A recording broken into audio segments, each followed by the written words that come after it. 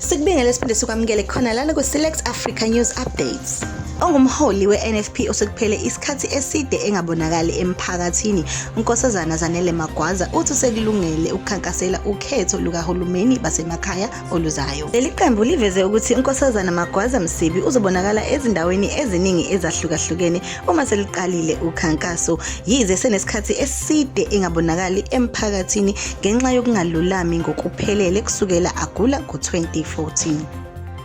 Kade sesiqhubekela phambili kuthiwa ubeqokiwe ukuba yikhansela uselalo obenyoni umlisa wasemalukazi eMlazi ngokuthiwa-ke kudutshulwe indodana yakhe ngesonto eledlule. Kanti umlisa usola ukuthi kunenhlese yepolitiki njengoba besanda kukhethwa amalungu e-ANC.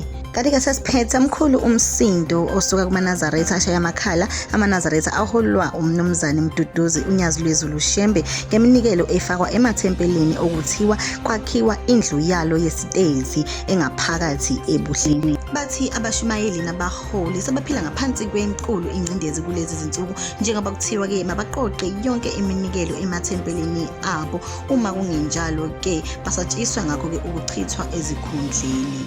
Select Africa News Updates, siyakuthanda kakhulu.